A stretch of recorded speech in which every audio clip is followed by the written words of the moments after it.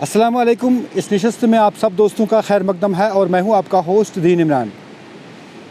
जी हाँ, इस वक्त हम मौजूद है शहर आफाक पहलगाम में, जो खूबसूरती के लिहाज से न सिर्फ मुल्क में बल्कि बैरूनी ममालिक में भी अपनी खूबसूरती के लिए जाना जाता है।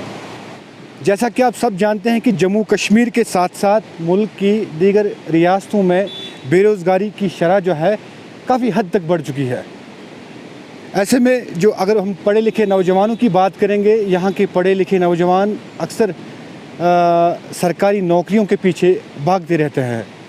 ऐसे में हम अगर उन लोगों की बात करेंगे, कई नौजवान ऐसे भी हैं जो सरकारी नौकरी को यकतरफ़ा रख के अपना निजी काम जो है, निजी बिज़नेस जो है उसकी शुरुआत कर देते हैं।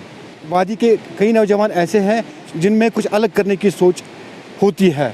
ऐसे ही एक नौजवान से आज आपको रूबरू कराएंगे जिन्होंने अपना एक अलग और मुनफरिद बिज़नेस जो है, कारोबार जो है उसकी शुरुआत की है।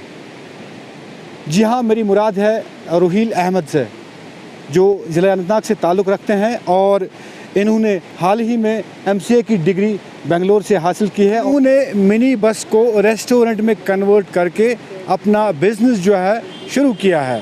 तो इस वक्त हमारे साथ मौजूद है रुहील अहमद, जो जनूबी ज़िला अनंतनाग से ताल्लुक़ रखते हैं। आइए आपकी मुलाकात कराते हैं रुहील से। रुहील, सबसे पहले तो आपका खैर मकदम है और आपसे हम जानना चाहेंगे कि किस तरह से आपके मन में ये सवाल उभरा कि आपने एक मिनी बस को रेस्टोरेंट में कन्वर्ट करना है। जी सर, एक्चुअली मैंने MCA कंप्लीट किया है बेंगलोर यूनिवर्सिटी से। तो मैं वहाँ पे आके फिर घर में 2 साल ऐसे ही बैठा था, जॉब के लिए अप्लाई की और बहुत जैसे कि प्राइवेट जॉब भी अप्लाई की, तो कुछ कामयाबी हासिल नहीं हुई। तो फिर मैंने घर पे ही सोचा कि मैं कुछ ऐसा स्टार्ट करूँगा जिससे कि मैं थोड़ा बिज़ी रहूँगा अपनी डेली लाइफ में। तो मैंने ये रेस्टोरेंट स्टार्ट किया। तो इसके लिए थोड़ी सी मुझे गाड़ी लानी पड़ी और थोड़ा सा परमिशन के लिए भी मुझे थोड़ा करना पड़ा। क्यों आपने यही चुना कि मतलब आपको एक गाड़ी लानी है और उसके बाद इसी में अपना कारोबार जो है शुरू करना है? सर, क्योंकि बहुत दिनों से यहाँ पे कोविड का भी थोड़ा प्रॉब्लम था, तो जिसकी वजह से कोई ये सब बिज़नेस स्टार्ट नहीं कर पा रहा था। जैसे कि टूरिस्ट नहीं आ रहे थे, तो इस बार माशाल्लाह टूरिस्ट भी बहुत आ रहे हैं यहाँ पे। तो हमने सोचा कि कश्मीर में ज़्यादा टूरिज़म का ही बिज़नेस अच्छा चलता है, तो हमने इसीलिए टूरिज़म का ही ये स्टार्ट किया। क्योंकि माशाल्लाह जिस तरह से आपने खुद भी कहा कि आपने MCA की डिग्री कंप्लीट की है, और जिस तरह से अगर हम कश्मीर के नौजवानों की बात करेंगे या दीगर रियासतों की अगर हम बात करेंगे, अक्सर नौजवान जो पढ़े लिखे होते हैं अक्सर वो सरकारी नौकरियों के पीछे ही लगे रहते हैं। क्या आपको वो ख्याल नहीं आया?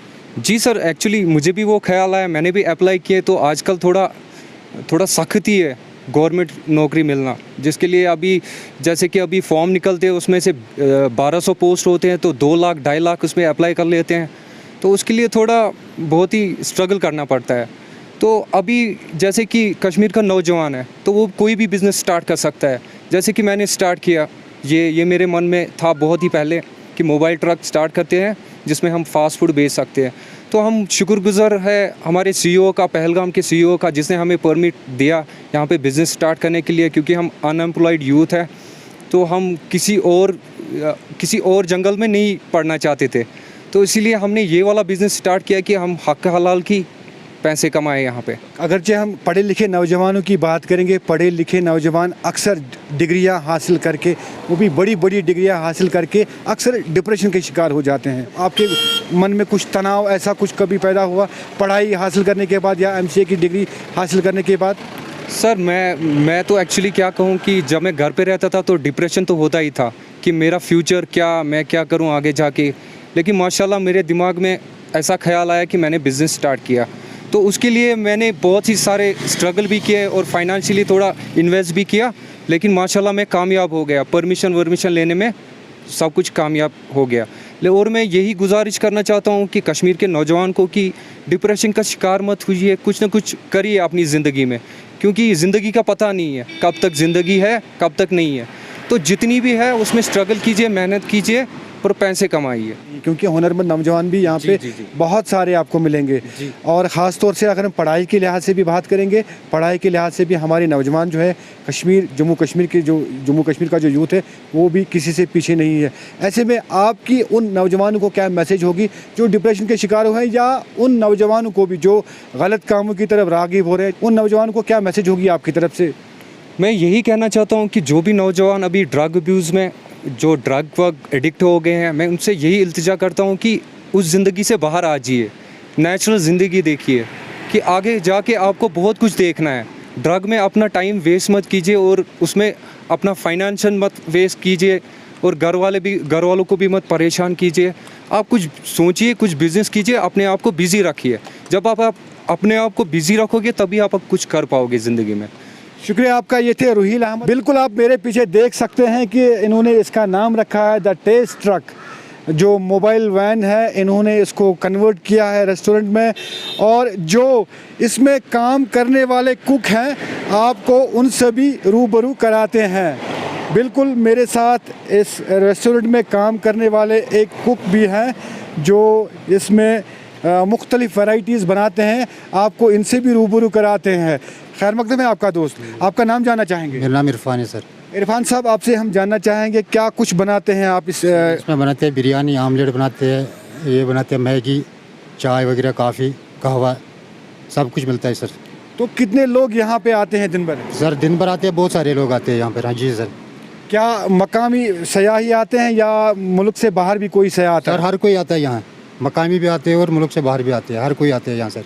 क्योंकि अगर हम इस इलाके की बात करेंगे, इस इलाके में दूर दूर तक कहीं कोई दुकान नहीं है, और आपने इस बड़ी खूबसूरत जगह है लेकिन कोई दुकान नहीं है, कोई व्यवस्था नहीं है यहाँ के लोगों के लिए, चाहे मकामी सयाहों की बात करें या मुल्क से बाहर जो सयाह यहाँ पे आते हैं उनकी बात करेंगे, उनके लिए कोई व्यवस्था नहीं है। ऐसे में आप लोगों को कैसे ये ख्याल आया कि यहाँ इस जंगल के बीचों बीच हम इस मोबाइल रेस्टोरेंट को इंस्टॉल करें? सर जी सर, इसीलिए हमने सोचा कि यहाँ पे ये बहुत दूर दराज एरिया है, इसीलिए हमने सोचा कि यहाँ पे टूरिस्ट आते हैं, हर कोई लोग आते हैं यहाँ पे, उनके लिए कुछ मिलता ही नहीं यहाँ पे, इसीलिए हमने ये सोचा कि हम उधर ही कुछ बिज़नेस स्टार्ट करेंगे। तभी तो ये ख्याल दिमाग में आए तो हम वहीं पे करेंगे कुछ ना कुछ सर। शुक्रिया आपका। तो ये थे रुहील और इनके जो कुक हैं वो जो इस मोबाइल रेस्टोरेंट में काम कर रहे हैं। इनका साफ तौर से ये कहना है कि इन्होंने यहाँ पे इस इलाके में इस गर्ज से ये मोबाइल रेस्टोरेंट कायम किया है, क्योंकि यहाँ पे दूर दूर तक कोई दुकान उसकी व्यवस्था या उसका मिलना मुहाल है। इनका साफ तौर से ये कहना है कि ये अपने साथ साथ दीगर कई नौजवानों को रोज़गार के मौके फराहम कर सकते हैं, क्योंकि इस इलाके की अगर हम बात करेंगे, इस इलाके में दूर दूर तक कहीं कोई दुकान नज़र नहीं आती है। और साथ ही साथ अगर हम ये बात करेंगे, यहाँ इस राबिता सड़क से जो जहाँ इस इलाके से ये आड़व हमारे पीछे आप जो देख रहे हैं इलाका, इस साइड से आड़व के लिए लोग जाते हैं, जहाँ न सिर्फ मकामी सयाह जाना पसंद करते हैं बल्कि बैरूनी रियासतों और बैरूनी ममालिक से भी लोग वहाँ जाना पसंद करते हैं। हमारी आपसे ये गुजारिश रहेगी, जब भी आपका आड़व से गुज़र हो तो इस मोबाइल रेस्टोरेंट में ज़रूर आइए और यहाँ से कुछ उम्दा और लजीज़ खाना खा के जाएँ। दीन इमरान, न्यूज़ वायर, पहलगाम, अनंतनाग।